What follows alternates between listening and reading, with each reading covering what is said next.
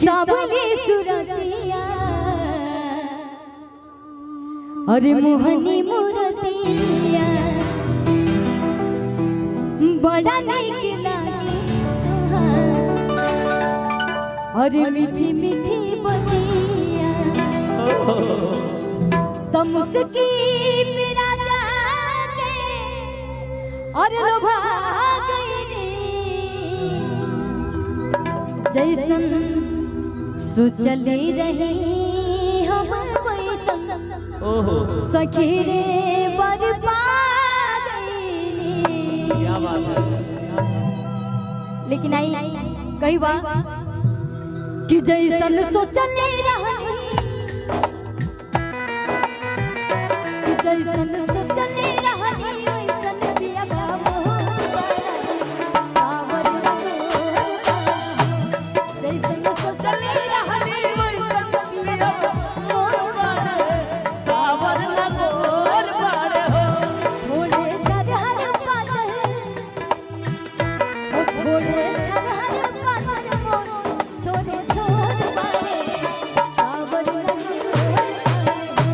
जैसन सोचले रहनी वैसन रंगना मोर बाड़ू सावर लगोर बाड़ू हो।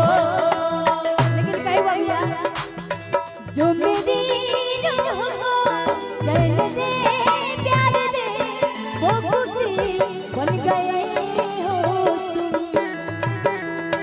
जिंदगी बन गए हो जिंदगी बन गए हो जैसन चले रहनी वैसन रंगना मोर बाड़ू सावर लगोर बाड़ू हो। वैसन धनिया सावर लगोर और कई बार बाड़ू। बड़ा नीक लागेला पलक जी के बोलिया जब से ले आई बारे आपन घरे डोलिया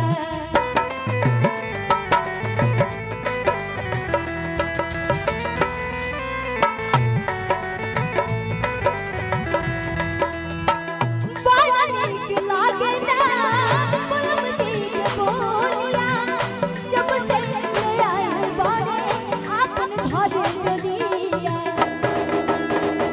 हो बन के हमरो जिंदगी वाह वाह वाह।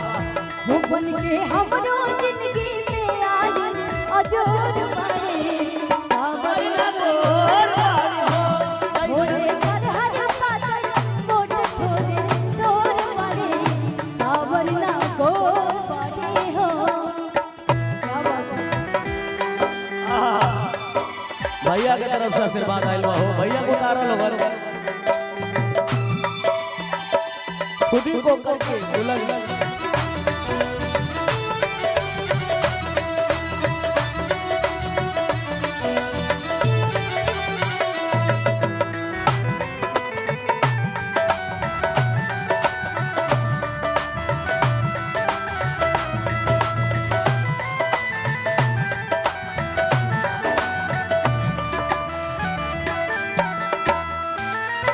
लेकिन कहे हुआ मनोज भैया देखिए भैया की तरफ से काफी सारा प्यार आशीर्वाद बात कहो यहाँ 20 रुपए का नोट ज्यादा चलेला का।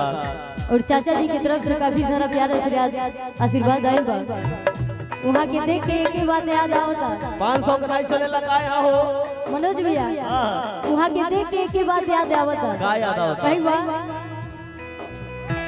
तुहारी दिल जे